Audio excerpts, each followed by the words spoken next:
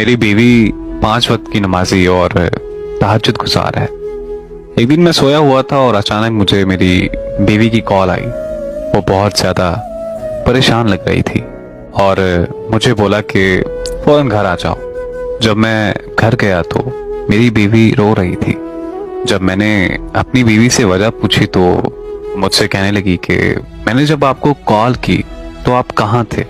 मैंने बोला कि मैं अपने काम पर था और अचानक से मेरी आंख लग गई। उसने मुझे अपने सर की कसम दी और कहा कि मुझे सच सच बताएं कि आप कहाँ थे।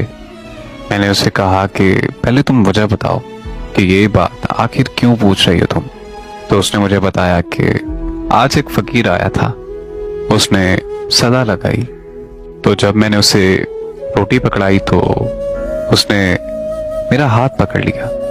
मैं बहुत ज्यादा घबरा गई और मैंने दरवाजा बंद कर दिया और आपको कॉल की। मेरी बीवी की ये बात सुनते ही मेरी तो रूह ही कांप गई, क्योंकि जब मेरी बीवी की कॉल आई तो उस वक्त मैं सो नहीं रहा था। उस वक्त मैं किसी गैर महरम के साथ था। मैं बहुत ज्यादा परेशान हुआ। मैंने फौरन अपनी बीवी से अपनी गलती की माफी मांग ली और अपने खुदा से अपने गुनाहों की माफी मांगी। इसमें कोई शक नहीं है कि ज़िना एक कर्ज है जो आपको अपने रिश्तों से ही अदा करना पड़ता है। मेरी दुआ है कि अल्लाह पाक हम सबको नेक हिदायत से नवाजे और सीधे रास्ते पे चलने की तौफीक अता फरमाए। आमीन। रात 1:30 बजे फोन आता है। बेटा फोन उठाता है तो माँ कहती है, यौम पैदाइश मुबारक लाला। बेटा नाराज होकर माँ से कहता है, अम्मी सुबह फोन करती, इतनी रात को नींद क्यों खराब की। ये कहकर उसने फोन बंद कर दिया। थोड़ी देर बाद बाप का फोन आता है। बेटा बाप से कहता है, सुबह फोन करना। तब बाप ने कहा, मुझे तुम्हें मुबारकबाद नहीं देनी है और इन फजूल बातों का मेरे पास वक्त भी नहीं है। मैंने तो तुम्हें यह बताने के लिए फोन किया है कि तुम्हारी माँ पागल है, जिसने तुम्हें इतनी रात गए जगाया। वो 25 साल पहले ही पागल हो चुकी थी। जो तेरी पैदाइश का दिन था, डॉक्टर ने ऑपरेशन करने को कहा तो उसने इनकार कर दिया, क्योंकि डॉक्टर का कहना था हालात काफी पेचीदा हो चुके हैं। माँ या बच्चे में से किसी एक को बचाया जा सकता है। अगर ऑपरेशन नहीं किया तो माँ की जान को खतरा है। ऑपरेशन से खतरा टल जाएगा, लेकिन बच्चा नहीं बचेगा। वो मरने के लिए तैयार हो गई, लेकिन ऑपरेशन नहीं किया। तेरी पैदाइश रात के 1:30 बजे हुई थी। शाम 6 बजे से रात 1:30 बजे तक वो दर्द शिकम से परेशान थी, लेकिन तेरी पैदाइश के साथ ही वो तमाम दर्द भूल गई। उसकी खुशी की कोई इंतहा न थी। तेरी पैदाइश से पहले डॉक्टर ने हमसे दस्तखत कराया कि अगर कुछ हुआ तो हम जिम्मेदार नहीं होंगे। आपकी बीवी ऑपरेशन के लिए तैयार नहीं है और उसने साल में एक दिन तुझको फोन किया तो तेरी नींदें उड़ गई।